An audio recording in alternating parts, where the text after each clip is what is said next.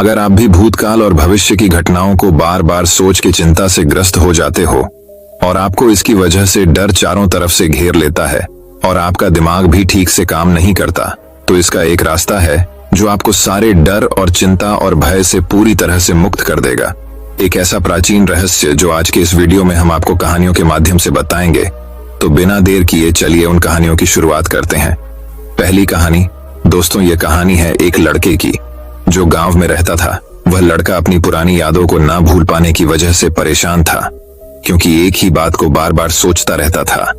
अगर उस लड़के को कोई कुछ कह देता या फिर उसके साथ कुछ थोड़ा सा भी गलत हो जाता तो वह बस उसी एक घटना के बारे में पूरे दिन सोचता रहता था। वही बात उसके दिमाग में हर समय घूमती रहती थी। फिर वह या तो अपने साथ हुई किसी बुरी घटना के लिए अपनी किस्मत को कोसता रहता या फिर अपने मन में उस इंसान से बदला लेने के ख्याली पुलाव बनाता रहता था। अपनी इस ज्यादा सोचने की आदत की वजह से ना तो लोगों के साथ उसके रिश्ते अच्छे थे और ना ही वह किसी काम को अच्छे से कर पाता था। वो इस वजह से हमेशा तनाव में और हमेशा परेशान रहता था।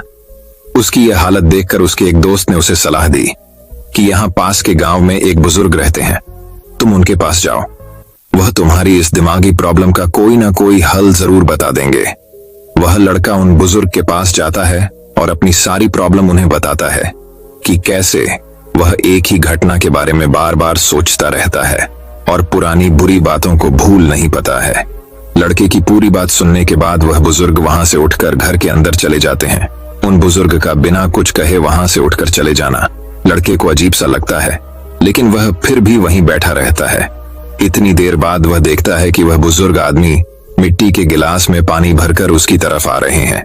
वह लड़के के पास आकर खड़े हो जाते हैं और लड़का भी उनके सामने खड़ा हो जाता है।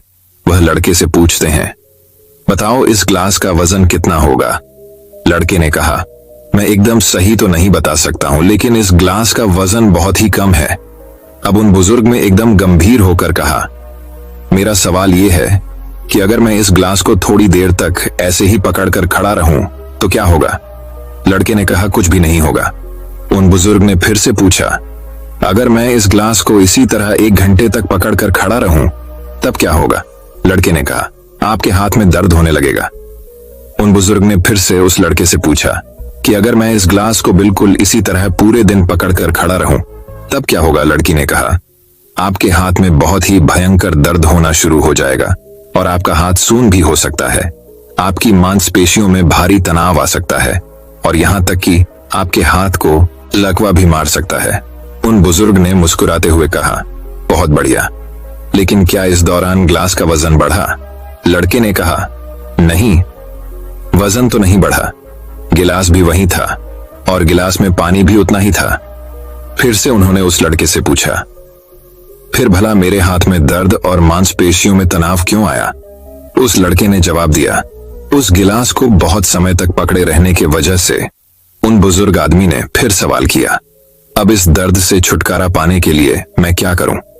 लड़के ने बड़े आराम से जवाब दिया, गिलास को नीचे रख दीजिए। बुजुर्ग आदमी ने कहा, बिल्कुल सही, और जिंदगी की परेशानियां भी कुछ इसी तरह होती हैं। इन्हें कुछ देर तक अपने दिमाग में रखोगे तो कोई तकलीफ नहीं होगी, लेकिन अगर इनके बारे में ज्यादा देर तक सोचोगे तो दिमाग में दर्द होना शुरू हो जाएगा। अगर और भी देर तक अपने दिमाग में रखोगे तो यह आपको पागल बना देगी और आप कुछ भी नहीं कर पाएंगे। उन बुजुर्ग ने उस लड़के की तरफ इशारा करके कहा, जिंदगी के पिछले गलतियां और घटनाओं के बारे में सोचना जरूरी है, लेकिन उससे भी ज्यादा जरूरी है उनसे सीख कर आगे बढ़ना। अगर तुम एक ही बात को पकड़कर बैठे रहते हो तो ठीक उसे गिलास की तरह यह भी तुम्हारी जिंदगी में दर्द पैदा कर देगी। अगर तुम आज अपने अतीत को लेकर बैठे रहते हो तो अतीत के बारे में सोचते रहने से अभी का आज तुम्हारे हाथ से निकल जाएगा और फिर तुम फ्यूचर में इसके लिए भी पछताओगे। बेहतर यही है कि पुरानी बातों और घटनाओं से सीखकर उन्हें वही भूल जाओ और जिंदगी में आगे बढ़ो। तो दोस्तों, चलिए अब हमारी दूसरी कहानी की शुरुआत करते हैं।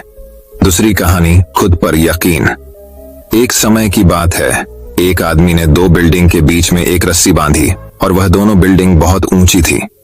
रस्सी बांधने के बाद उस आदमी ने उस रस्सी के ऊपर कदम रखा और रस्सी पर चलने लगा। नीचे खड़े सारे लोग उस आदमी को देखने लगे और वहां पर काफी सारी भीड़ जमा हो गई। वह आदमी धीरे धीरे करके उस रस्सी पर चल रहा था और सारे लोग उस आदमी को इस तरह देख रहे थे मानो कब वह नीचे गिर जाए। उस आदमी ने आधा रास्ता पार कर लिया, तभी उसका बैलेंस बिगड़ गया। सारे लोगों को यह लगा कि वह नीचे गिरने वाला है, लेकिन वह संभल गया। उस आदमी ने अपना रास्ता कंप्लीट किया और जब वह नीचे उतरा तो सारे लोग तालियां बजा रहे थे, चिल्ला रहे थे और सीटी बजा रहे थे। वह आदमी फिर से उस बिल्डिंग पर चला और इस बार उसने अपने बेटे को अपने कंधे पर बिठाया और फिर से उस दो बिल्डिंग के बीच में बंधी हुई रस्सी पर चलने लगा। उसके बेटे ने उसको कसकर पकड़ लिया और अब तो सारे लोग बड़े ही हैरानी से उसे देख रहे थे। वह आदमी जैसे जैसे उस रस्सी पर कदम रख रहा था, वैसे वैसे लोगों की धड़कनें तेज हो रही थी, लेकिन इस बार भी उस आदमी ने अच्छे से उस रस्सी को पार कर लिया। जब वह नीचे आया तो उसने माइक लेकर पब्लिक की तरफ देखकर कहा, क्या आप लोगों को विश्वास है कि मैं यह फिर से कर सकता हूं? पब्लिक ने बड़ी जोश में हाँ कहा। उस आदमी ने फिर से पब्लिक की तरफ देखकर कहा, क्या आपको पूरा यकीन है कि मैं ये कर सकता हूं? और सारी पब्लिक ने फिर से हाँ कहा। उस आदमी ने कहा, तो फिर लाइए, मुझे आपका बच्चा दीजिए। तभी सारी पब्लिक शांत हो गई। उस आदमी ने कहा, जिस तरह मैंने अपने बच्चों को कंधे पर बिठाकर यह रस्सी पर किया, उसी तरह मैं आपके बच्चे को बिठाकर यह रस्सी पार करूंगा। क्या आपको यकीन है? इस बार पब्लिक में से किसी की आवाज नहीं आई, सारी पब्लिक शांत खड़ी थी। तभी उस आदमी ने कहा, अभी तो आपको मुझ पर पूरा विश्वास था कि मैं इस रस्सी को पार कर सकता हूं, कि मैं इस रस्सी को पार कर सकता हूं, लेकिन अभी किसी को भी मुझ पर विश्वास नहीं है। दोस्तों, इस कहानी से हमें यह सीख मिलती है कि हमें जितना विश्वास दूसरों पर होता है, उतना ही विश्वास हमें खुद पर भी करना चाहिए। हमें उतना ही विश्वास खुद पर रखना चाहिए। आप दुनिया से पीछे इसीलिए है क्योंकि आप दूसरों को देखकर पूरे विश्वास के साथ यह कहते हैं कि वह कर सकता है, लेकिन आप कभी यह नहीं कहते कि मैं क्यों नहीं कर सकता। यही वजह है कि लोग आपसे इतने आगे निकल रहे हैं और आप वहीं खड़े रहकर देख रहे हैं। ऐसे ही आप भी अपने क्लास के टॉपर को आप देखते होंगे और कहते होंगे कि वह टॉप कर सकता है। मैं आपसे पूछना चाहता हूं कि आप क्यों नहीं टॉप कर सकते? अगर आप आज मन लगाकर पढ़ोगे तो कल को आपको नौकरी ढूंढने के लिए कहीं भटकना नहीं पड़ेगा। लेकिन अगर आज आपने मौज मस्ती में और सोशल मीडिया में अपना वक्त गुजार दिया, तो फिर जो आने वाला वक्त है उसमें आपको धक्के खाना पड़ेगा। खुद पर विश्वास रखो और मेहनत करते जाओ, क्योंकि बगैर मेहनत का कोई फल नहीं है। तो दोस्तों, चलिए अब हमारी तीसरी कहानी की शुरुआत करते हैं। तीसरी कहानी, बुरा वक्त। यह है एक राजा के बारे में जिसकी राज्य बहुत छोटी थी और सैनिक भी। चलिए पढ़ते हैं कि वो राजा किस तरह अपने राज्य को बचाता है। एक वक्त की बात है, एक राजा था और उस राजा का राज्य बहुत छोटा था और उस राजा के पास ज्यादा सिपाही भी नहीं थे। उसे हर वक्त यह डर रहता है कि कब किधर से कोई उसके राज्य पर हमला कर दे। एक बार और आज जंगल के रास्ते से अपने महल की तरफ जा रहा था, तभी जंगल में उसे एक बड़े से पेड़ के नीचे एक बुजुर्ग बैठे हुए दिखते हैं जो बहुत ही ज्ञानी थे और सारे गांव वाले उन्हें से हर चीज की राय लेते थे। राजा अपने घोड़े से उतरकर उन बुजुर्ग आदमी के पास जाता है और उनसे कहता है कि आप मुझे कोई ऐसा ताबीज दे दीजिए जो मुझे बुरे वक्त से बचा कर रखे।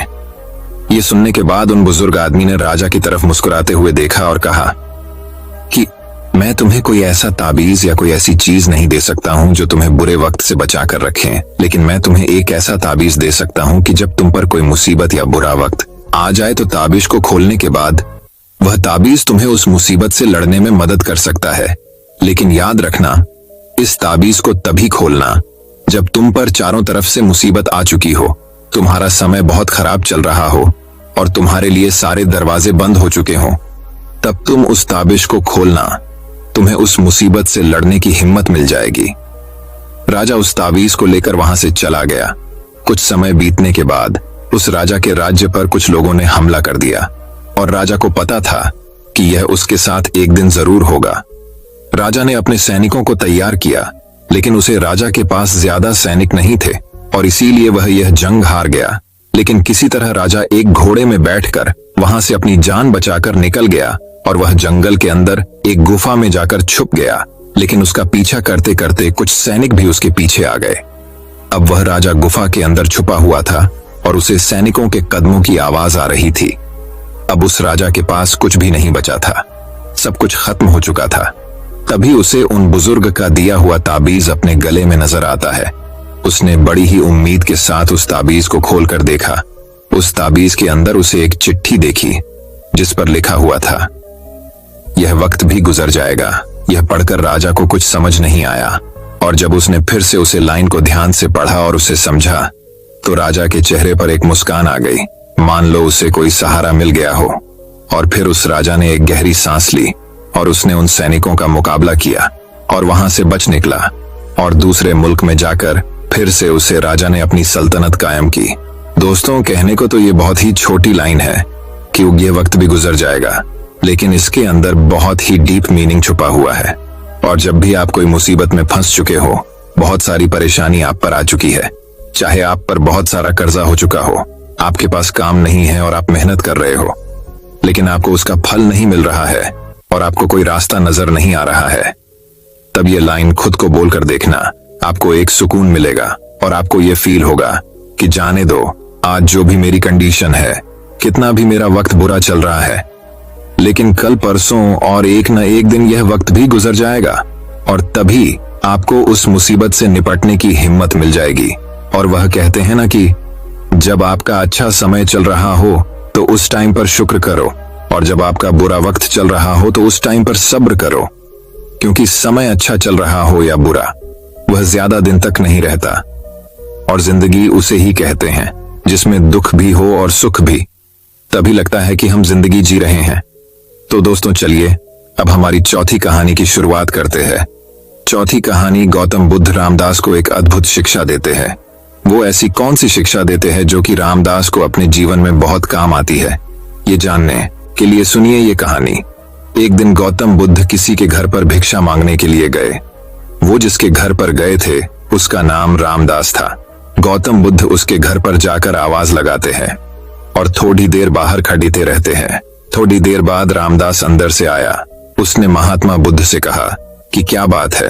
भगवान बुद्ध ने कहा कि मेरे पास कुछ खाने को नहीं है, मैं भिक्षा मांगने निकला हूँ। आपके पास यदि कुछ खाने को हो तो मुझे भिक्षा के रूप में देने की कृपा करें। रामदास ने गौतम बुद्ध से कहा कि आप थोड़ा इंतजार कीजिए, मैं अंदर घर में जाकर देख के आता हूँ कि कुछ खाने के लिए है या नहीं। रामदास अंदर गया और उसने देखा कि उसके घर में आज खीर बनी हुई है। रामदास अंदर से ही चिल्लाता है, महाराज आप रुकिए, मैं आपके लिए खीर लेकर आता हूँ। भगवान बुद्ध सोचते हैं कि मैंने इतनी देर तक इंतजार किया है तो थोड़ी देर और रुक जाता हूँ। रामदास अंदर से एक बड़े बर्तन में खीर लेकर आया। रामदास ने बुद्ध से कहा कि आप मुझे अपना पात्र दीजिए, मैं आपको उसमें खीर दे देता हूँ, पर आपको उससे पहले मेरे एक प्रश्न का जवाब देना पड़ेगा। गौतम बुद्ध ने कहा, अच्छा ठीक है, तुम मुझे पहले अपना प्रश्न पूछ लो। रामदास ने कहा, मुझे ईश्वर प्रेम चाहिए, वो मुझे कैसे मिलेगा। रामदास ने यह भी कहा कि मैं इस सवाल का जवाब जानने के लिए बड़े बड़े संतों के पास गया, मैंने बड़े बड़े ग्रंथ पढ़े, किताबें पढ़ी, लेकिन मेरे अंदर नहीं भागवत प्रेम जागा।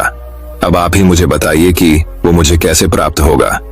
गौतम बुद्ध ने कहा, तुमने प्रश्न तो बहुत कठिन पूछा है, लेकिन मैं तुम्हें इसका जवाब दूंगा, लेकिन तुम्हें मुझे पहले जो तुम लाए हो कृपा करके मुझे दो, ताकि मैं उसे खाकर अपनी भूख को मिटा सकूं। फिर मैं आराम से बैठकर तुम्हारे सवाल का जवाब सोचता हूं। रामदास ने कहा, महाराज आप मुझे आपका बर्तन दीजिए, मैं खीर आपके पात्र में दे देता हूं। बुद्ध ने अपनी झोली में से एक पात्र निकाला, लेकिन जब रामदास खीर डालने लगा तो उसने देखा कि वो पात्र तो बड़ा मैला है। उस पात्र में बहुत सारी धूल मिट्टी लगी हुई थी। रामदास जब उस पात्र में खीर डालने लगा तो उसके हाथ रुक गए और उसने कहा कि महाराज ये पात्र तो बहुत गंदा है, मैं इसमें खीर तो डाल दूंगा, लेकिन मेरा डालना बेकार हो जाएगा, क्योंकि आपका ये पात्र गंदा है। आप खीर ले लेंगे किंतु उसे खा नहीं पाएंगे, इसमें इतनी मिट्टी इतनी धूल है कि मेरा इसमें डालना बेकार हो जाएगा। महाराज आप ऐसा कीजिए कि पहले इस पात्र को स्वच्छ कर लीजिए, धोकर ले आइए, फिर मैं आपके पात्र में खीर दे देता हूँ। रामदास की बात सुनकर गौतम बुद्ध ने कहा, कहाँ की रामदास, बस यही तुम्हारे प्रश्न का भी जवाब है। तुमने मुझसे पूछा ना कि मुझे ईश्वर प्रेम कैसे मिलेगा। सुनो, अभी तुम्हारे मन का जो पात्र है वह बड़ा मैला है, बिल्कुल इस पात्र की तरह। तुम पहले सत्संग करके, पूजा पाठ करके, अपने कर्तव्यों को अच्छे से निभाकर अपने मन रूपी पात्र को साफ कर लो तो अपने आप ईश्वर का प्रेम मिल जाएगा। सीख, हमें ईश्वर का प्रेम प्राप्त करने के लिए अपने मन को शुद्ध करना पड़ेगा, अपने मन रूपी पात्र को साफ करना होगा। पहले इसकी गंदगी दूर करनी होगी, तभी हमें ईश्वर का प्रेम प्राप्त हो सकता है। तो दोस्तों चलिए अब हमारी 5वीं कहानी की शुरुआत करते हैं। 5वीं कहानी दोस्तों बात बहुत समय पहले की है। एक दिन शामनगर राज्य के राजा को भाग्य देखने वाले आर्षि के बारे में पता चला। उसके मन में भी अपना भाग्य जानने की इच्छा पैदा हुई। उसने आर्षि को लाने के लिए अपने सैनिक भेज दिए। सैनिक आर्षि के पास पहुंचे और हाथ जोड़कर राजा के पास चलने का निवेदन किया। आर्षि ने निवेदन स्वीकार किया और राजा के पास जाने को तैयार हो गया। सैनिक आर्षि को सहसम्मान राजा के पास ले आए। राजा ने भी आर्षि की आवभगत में कोई कसर नहीं छोड़ी। उनका पूरा आदर सत्कार करने के बाद राजा ने उसे अपना भाग्य बताने का निवेदन किया। आर्षि ने राजा के भाग्य रेखा देखी और कहा, आपका जीवन सौभाग्य से परिपूर्ण है। आपके राज्य का विस्तार होगा और आपका जीवन में हर्ष उल्लास बना रहेगा। ये सुनकर राजा बहुत प्रसन्न हुआ।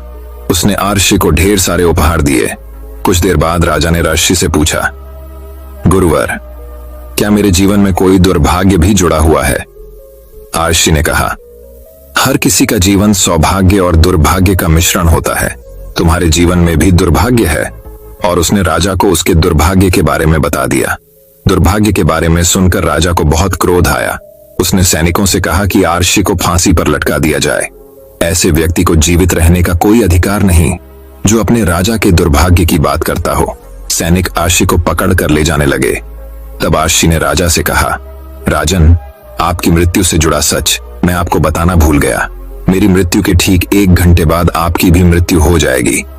ये सुनकर राजा भयभीत हो गया। उसने सैनिकों से कहा कि आर्षि को छोड़ दे। सैनिकों ने आर्षि को छोड़ दिया और आर्षि सकुशल अपनी कुटिया लौट गया। अपनी बुद्धिमत्ता से उसने अपने प्राण बचा लिए। दोस्तों, यह कहानी हमें यह शिक्षा प्रदान करती है कि मुसीबत के समय अपने बुद्धि का प्रयोग करना चाहिए। बुद्धि से हर मुसीबत से निकला जा सकता है। तो दोस्तों चलिए अब हमारी छठी कहानी की शुरुआत करते हैं। छठी कहानी अब छठी कहानी कुछ इस प्रकार शुरू होती है। वैशाली नगर राज्य का राजा बड़ा ही गरीब राजा था। पड़ोसी राज्य से युद्ध के बाद उसका राजसी खजाना खाली हो चुका था। धन संपत्ति के नाम पर उसके पास कुछ शेष नहीं था, मगर वह एक नेकदिल राजा था और प्रजा की खुशहाली के लिए कुछ भी करने को तैयार रहता था। प्रजा अपनी समस्याएं लेकर उसके पास आती। वह उन्हें ध्यान से सुनता और अपने सामर्थ्य अनुसार उनका निराकरण करने का प्रयास करता। उसके दयालु और नेक स्वभाव के कारण प्रजा उससे बहुत प्रेम करती थी। लेकिन राजा को हमेशा इस बात का दुख रहता था कि धन की कमी के कारण वह अपनी प्रजा के लिए ज्यादा कुछ नहीं कर पाता। एक दिन उसके राज्य में एक साधु आया। लंबी यात्रा के कारण वह भूख प्यास से बेहाल हो चुका था और रास्ते के किनारे निढाल होकर बैठा हुआ था। उसी समय राजा रोज की तरह प्रजा की स्थिति जानने के लिए भ्रमण पर निकला। उसकी दृष्टि उस साधु पर पड़ी। वह उसके पास गया और उसका हाल पूछा। साधु ने कहा कि उसे जोरों की भूख लगी है। राजा उसे अपने महल ले गया और उसे भोजन करवाया। साधु राजा के दयालु स्वभाव से बहुत प्रसन्न हुआ और उसका धन्यवाद देकर पूछा, महाराज, आप इतने दुखी क्यों दिखाई पड़ते हैं? राजा ने उसे बताया कि वह अपनी प्रजा की खुशहाली के लिए बहुत कुछ करना चाहता है, किंतु उसके पास धन नहीं है, इसलिए वह दुखी रहता है। साधु ने उसे समझाते हुए कहा, महाराज, आपके पास दयालुता और नेक नियत का सबसे बड़ा धन है जो आप अपनी प्रजा में बांटते हैं। आपके पास जो है उसके साथ ही प्रजा की भलाई और उनकी समस्याओं के निराकरण के लिए सब कुछ करते हैं। आपकी ये भावना आपको सबसे धनवान बनाती है, इसलिए आपकी प्रजा कमियों के बाद भी आपके राज में सदा प्रसन्न और खुशहाल रहती है। साधु के इन शब्दों का राजा पर गहरा असर हुआ। उसने तय किया कि वह जिस हाल में है उसी में खुश रहेगा और उसी हाल में रहकर अपनी प्रजा के साथ खुश रहेगा। वह समझ गया था कि जीवन में सबसे बड़ा धन आंतरिक खुशी है। दोस्तों, ये कहानी हमें यह शिक्षा प्रदान करती है कि धन की अधिकता न होने पर भी हम अपनी ईमानदारी, नेकी और दयालुता से अपने जीवन को खुशहाल बना सकते हैं। वही अब एक और कहानी कुछ इस प्रकार शुरू होती है। बहुत समय पहले की बात है। एक राज्य में एक राजा का राज था। वह अक्सर सोचा करता था कि मैं राजा क्यों बना। एक दिन इस प्रश्न का उत्तर प्राप्त करने उसने अपने राज्य के बड़े बड़े ज्योतिषियों को आमंत्रित किया। ज्योतिषियों के दरबार में उपस्थित होने पर राजा ने यह प्रश्न उनके सामने रखा, जिस समय मेरा जन्म हुआ ठीक उसी समय कई अन्य लोगों का भी जन्म हुआ होगा। उन सब में मैं ही राजा क्यों बना? इस प्रश्न का उत्तर दरबार में उपस्थित कोई भी ज्योतिषी नहीं दे सका, लेकिन एक बूढ़े ज्योतिषी ने राजा को सुझाया कि राज्य के बाहर स्थित वन में रहने वाले एक महात्मा कदाचित उसके प्रश्न का उत्तर दे सकें। राजा तुरंत उस महात्मा से मिलने वन की ओर निकल पड़ा। जब वह महात्मा के पास पहुंचा तो देखा कि वो अंगारे खा रहे हैं। राजा घोर आश्चर्य में पड़ गया, किंतु उस समय राजा की प्राथमिकता अपने प्रश्न का उत्तर प्राप्त करना था, इसलिए उसने इधर उधर की कोई बात किए बिना अपना प्रश्न महात्मा के सामने रख दिया। प्रश्न सुन महात्मा ने कहा, राजन, इस समय मैं भूख से बेहाल हूं। मैं तुम्हारे प्रश्न का उत्तर नहीं दे सकता। कुछ दूरी पर एक पहाड़ी है, उसके ऊपर एक और महात्मा तुम्हें मिलेंगे। वे तुम्हारे प्रश्न का उत्तर दे देंगे, तुम उनसे जाकर मिलो। राजा बिना समय व्यर्थ किए पहाड़ी पर पहुंचा। वहां भी उसके आश्चर्य की सीमा नहीं रही जब उसने देखा कि वहां वह महात्मा चिमटे से नोच नोच कर अपना ही मांस खा रहे हैं। राजा ने उनके समक्ष वह प्रश्न दोहराया। प्रश्न सुनकर महात्मा बोले, राजन, मैं तुम्हारे प्रश्न का उत्तर नहीं दे सकता। मैं भूख से तड़प रहा हूँ। इस पहाड़ी ने नीचे एक गांव है, वहां 5 वर्ष का एक बालक रहता है। वह कुछ ही देर में मरने वाला है। तुम उसकी मृत्यु पूर्व उससे अपने प्रश्न का उत्तर प्राप्त कर लो। राजा गांव में जाकर उस बालक से मिला। वह बालक मरने की कगार पर था। राजा का प्रश्न सुन वह हंसने लगा। एक मरते हुए बालक को हंसता देख राजा चकित रह गया, किंतु वह शांति से अपने पूछे गए प्रश्न के उत्तर की प्रतीक्षा करने लगा। बालक बोला, राजन, पिछले जन्म में मैं, तुम और वो 2 महात्मा जिनसे तुम पहले मिल चुके हो, वो भाई थे। एक दिन हम सभी भाई भोजन कर रहे थे कि एक साधु हमारे पास आकर भोजन मांगने लगा।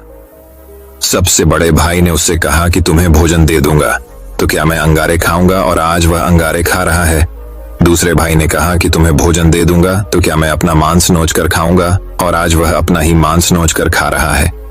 साधु ने जब मुझसे भोजन मांगा तो मैंने कहा कि तुम्हें भोजन देकर क्या मैं भूखा मरूंगा, और आज मैं मरने की कगार पर हूं, किंतु तुमने दया दिखाते हुए उस साधु को अपना भोजन दे दिया। उस पुण्य का ही प्रताप है कि इस जन्म में तुम राजा बने। इतना कहकर बालक मृत्यु को प्राप्त हो गया। राजा को अपने प्रश्न का उत्तर मिल चुका था। वह अपने राज्य की ओर चल पड़ा। दोस्तों, यह कहानी हमें यह शिक्षा प्रदान करती है कि अच्छे कर्म का अच्छा फल मिलता है। इसलिए सदा कर्म करो और जहां तक संभव हो दूसरों की सहायता करो। तो दोस्तों, चलिए अब हमारी 7वीं कहानी की शुरुआत करते हैं। 7वीं कहानी प्राचीन समय की बात है। एक राज्य में एक राजा राज करता था। उसका राज्य खुशहाल था। धन धान्य की कोई कमी नहीं थी। राजा और प्रजा खुशी खुशी अपना जीवन यापन कर रहे थे। एक वर्ष उस राज्य में भयंकर अकाल पड़ी था। पानी की कमी से फसलें सूख गई। ऐसी स्थिति में किसान राजा को लगान नहीं दे पाए। लगान प्राप्त न होने के कारण राजस्व में कमी आ गई और राजकोष खाली होने लगा।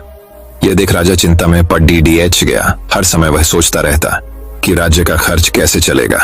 अकाल का समय निकल गया, स्थिति सामान्य हो गई, किंतु राजा के मन में चिंता घर कर गई। हर समय उसके दिमाग में यही रहता कि राज्य में पुनः अकाल पड़ गया तो क्या होगा। इसके अतिरिक्त भी अन्य चिंताएं उसे घेरने लगी। पड्डहोसी राज्य का भय, मंत्रियों का षड्यंत्र जैसी कई चिंताओं ने उसकी भूख प्यास और रातों की नींद छीन ली। वह अपनी इस हालत से परेशान था, किंतु जब भी वह राजमहल के माली को देखता तो आश्चर्य में पड़ीएच जाता। दिन भर मेहनत करने के बाद वह रूखी सूखी रोटी भी छक्कर खाता और पेड्डा के नीचे मजे से सोता। कई बार राजा को उससे जलन होने लगती। एक दिन उसके राज दरबार में एक सिद्ध साधु पधारे। राजा ने अपनी समस्या साधु को बताई और उसे दूर करने सुझाव मांगा। साधु राजा की समस्या अच्छी तरह समझ गए थे। वे बोले, राजन, तुम्हारी चिंता की जड़ राजपाट है। अपना राजपाट पुत्र को देकर चिंता मुक्त हो जाओ। इस पर राजा बोला, गुरुवर, मेरा पुत्र मात्र 5 वर्ष का है। वह अबोध बालक राजपाट कैसे संभालेगा? तो फिर ऐसा करो कि अपनी चिंता का भार तुम मुझे सौंप दो। साधु बोले। राजा तैयार हो गया और उसने अपना राजपाट साधु को सौंप दिया। इसके बाद साधु ने पूछा, अब तुम क्या करोगे?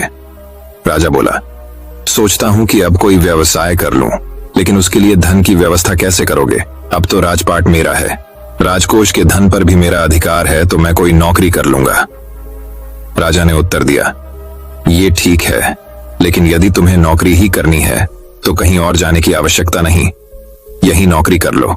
मैं तो साधु हूं, मैं अपनी कुटिया में ही रहूंगा, राजमहल में ही रहकर मेरी ओर से तुम ये राजपाट संभालना। राजा ने साधु की बात मान ली और साधु की नौकरी करते हुए राजपाट संभालने लगा। साधु अपनी कुटिया में चले गए। कुछ दिन बाद साधु पुनः राजमहल आए और राजा से भेंट कर पूछा, कहो राजन, अब तुम्हें भूख लगती है या नहीं, और तुम्हारी नींद का क्या हाल है गुरुवर? अब तो मैं खूब खाता हूँ और गहरी नींद सोता हूँ। पहले भी मैं राजपाट का कार्य करता था, अब भी करता हूँ, फिर ये परिवर्तन कैसे? ये मेरी समझ के बाहर है। राजा ने अपनी स्थिति बताते हुए प्रश्न भी पूछ लिया। साधु मुस्कुराते हुए बोले, राजन, पहले तुमने काम को बोझ बना लिया था और उस बोझ को हर समय अपने मानस पटल पर ढोया करते थे, किंतु राजपाट मुझे सौंपने के उपरांत तुम समस्त कार्य अपना कर्तव्य समझकर करते हो, इसलिए चिंता मुक्त हो सीख। जीवन में जो भी कार्य करें अपना कर्तव्य समझकर करें, न कि बोझ समझकर। यही चिंता से दूर रहने का तरीका है। तो दोस्तों चलिए अब हमारी 8वीं कहानी की शुरुआत करते हैं। 8वीं कहानी। एक राजा और गूंगे फकीर में गहरी मित्रता थी। राजा फकीर से अपने दिल की हर बात कहता और फकीर मुस्कुराते हुए सुनता। राजा को उसका साथ इतना भाने लगा कि उसने उसकी रहने की व्यवस्था अपने महल में करवा दी थी। फकीर राजा के साथ महल में रहने लगा। समय गुजरता गया और राजा का उसके प्रति प्रेम बढ़ता गया। एक दिन राजा अपने काफिले के साथ राज्य भ्रमण पर निकला। फकीर भी उसके साथ था। शाम को वे राज्य के अंतिम छोर तक के गांवों की स्थिति जानकर वापस लौट रहे थे। रास्ते में घना जंगल पड़ा। राजा का काफिला रास्ता भटक गया। राजा ने अपने सारे सैनिकों को रास्ता ढूंढने के लिए चारों दिशाओं में भेज दिया और खुद फकीर के साथ एक पेड़ के नीचे सुस्ताने लगा। उसी पेड़ पर एक फल लगा हुआ था। राजा और फकीर दोनों भूखे थे। राजा ने पेड़ पर चढ़कर फल तोड़ लिया और उसके 6 टुकड़े कर दिए, 3 अपने लिए, 3 फकीर के लिए। अपनी आदत के अनुसार उसने पहला टुकड़ा फकीर को दिया। फकीर फल खाकर मुस्कुराया और अपना हाथ आगे बढ़ा दिया। राजा ने दूसरा टुकड़ा भी फकीर को दिया। फकीर फल खाकर मुस्कुराया और फिर से अपना हाथ आगे कर दिया। राजा ने उसे तीसरा टुकड़ा भी दे दिया। एक एक करके फकीर 5 टुकड़े खा गया और 6वें के लिए भी हाथ आगे बढ़ा दिया। ये देख राजा को बड़ा क्रोध आया। बोला, ये मेरा तुम्हारे प्रति प्रेम है कि मैं तुम्हें अपने महल में अपने साथ रखता हूँ, हर सुख सुविधा तुम्हें मुहैया करवाता हूँ, पर आज मुझे पता चल गया कि तुम्हारे दिल में मेरे लिए जरा भी प्रेम नहीं है। भूखा मैं भी हूँ, किंतु तुम इतने स्वार्थी हो कि सारा फल खुद खा जाना चाहते हो। तुम्हारी असलियत में जान गया। आज से हमारी दोस्ती खत्म। अभी इसी वक्त मेरी नजरों से दूर चले जाओ। फकीर चला गया। फकीर के जाने के बाद राजा फल का आखिरी टुकड़ा खाने लगा, लेकिन फल को चबाते ही उसने फल थूक दिया। फल इतना कड़वा था कि उसे खाया ही नहीं जा सकता था। राजा को समझ आ गया कि फकीर क्यों सारे टुकड़े मांगकर खा जाना चाहता था, और यह भी कि उसका प्रेम कितना गहरा था। राजा की दी हर चीज वह खुशी खुशी स्वीकार करता था और सदा मुस्कुराते रहता था। इसलिए जब राजा ने उसे फल दिया तो वह भी स्वीकार किया और कड़वा होने के बावजूद मुस्कुराते हुए खा गया। वह सारे टुकड़े इसलिए मांगकर खा जाना चाहता था ताकि राजा को इस बात का पता न चल सके कि वह साधु को कड़वा फल खिला रहा है। जब राजा के दिए मीठे फल उसने खुशी खुशी खाए थे तो कड़वा क्यों न खाता। ये बात समझ में आने पर राजा पछताने लगा, मगर अब देर हो चुकी थी। अपने संदेह के कारण वह अपना परम मित्र को छुका था। सीख दोस्तों, सच्चा दोस्त कभी आपका बुरा नहीं चाहेगा, वह आपको रोकेगा भी। तो आपके भले के लिए सच्ची दोस्ती हमेशा सहेज कर दोस्ती के फल में संदेह का कीड़ा लग जाए तो उसे खराब होते देर नहीं लगती। इसलिए जब भी दोस्ती करें भरोसे की नींव पर करें। तो दोस्तों चलिए अब हमारी 9वीं कहानी की शुरुआत करते हैं। 9वीं कहानी। एक बार की बात है, यूनान के सम्राट किसी बात पर अपने वजीर से नाराज हो गए। नाराजगी में उन्होंने वजीर के लिए फांसी की सजा का ऐलान कर दिया। फांसी का समय शाम के 6 बजे मुकर्रर किया गया। फांसी की सजा दिए जाते समय वजीर दरबार में उपस्थित नहीं था। सम्राट ने सैनिकों को आदेश दिया, जाओ जाकर वजीर को बता दो कि शाम को ठीक बजे उसे फांसी पर लटका दिया जाएगा। सम्राट का आदेश मान सैनिक की एक टकदड्डी वजीर के घर पहुंची। उसके घर को चारों ओर से घेर लिया गया। कुछ सैनिक घर के अंदर गए। अंदर जाने पर उन्होंने देखा कि वहां तो जश्न का माहौल है। उस दिन वजीर का जन्मदिन था। उसके घर पर रिश्तेदारों और दोस्तों की चहल पहल थी। संगीत बज रहा है, नाच गाना चल रहा था। पूरे घर में पकवान की खुशबू फैल रही थी। कुल मिलाकर वहां का माहौल बद्दा खुशनुमा था। सैनिकों ने भरी महफिल में ऐलान कर वजीर को फांसी की सजा के बारे में बताया। यह भी बताया कि फांसी शाम 6 बजे दी जाएगी। यह ऐलान सुनकर वहां मौजूद हर शख्स हैरान रह गया। फौरन संगीत और नाच गाना बंद कर दिया गया। रिश्तेदार, दोस्त और परिवारजन उदास हो गए। तभी कमरे में छाई खामोशी में वजीर की आवाज गूंजी, ऊपर वाले का लाख लाख शुक्रिया कि उसने फांसी के लिए शाम 6 बजे तक का वक्त दे दिया। तब तक हम सब जश्न मना सकते हैं। वजीर की बात सुनकर दोस्तों, रिश्तेदारों और परिवारजनों ने कहा, कैसी बात कर रहे हो? फांसी की सजा सुनाई गई है तुम्हें और तुम जश्न मनाना चाहते हो। वजीर ने किसी तरह सबको समझाया और जश्न फिर से शुरू करवाया। दोस्त उदास थे, लेकिन वजीर की खुशी के लिए जश्न में शामिल हो गए। यह खबर सैनिकों द्वारा सम्राट तक पहुंचाई गई। सम्राट पूरा माजरा जानने वजीर के घर पहुंच गया। वहां पहुंचकर जब उसने सबको जश्न मानते हुए देखा तो वह भी दंग रह गया। उसने वजीर से कहा, तुम पागल हो गए हो क्या? शाम 6 बजे तुम्हें फांसी पर लटका दिया जाएगा और तुम जश्न मना रहे हो। वजीर बद्देही अदब से बोला, हुजूर, आपका बहुत बहुत शुक्रिया कि आपने फांसी का वक्त शाम 6 बजे मुकर्रर किया।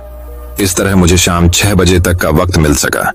यदि आप मुझे ये वक्त न देते तो मैं अपने परिवार, दोस्तों और रिश्तेदारों के साथ जश्न कैसे मना पाता। फांसी पर लटकने के पहले मेरे पास शाम तक का वक्त है। ये मैं क्यों जाया करूं? मेरे पास जितना भी वक्त है उसे मैं खुशी खुशी गुजारना चाहता हूं। ये बात सुनकर राजा ने वजीर को गले लगा लिया और कहा, जिस इंसान को वक्त की कदर है, जो जिंदगी का हर लम्हा खुशी खुशी गुजारना चाहता है, उसे मौत कैसे दी जा सकती है? उसे जीने का पूरा हक है। तुम्हारी बातों ने हमारा दिल खुश कर दिया। तुम्हारी फांसी की सजा माफ की जाती है।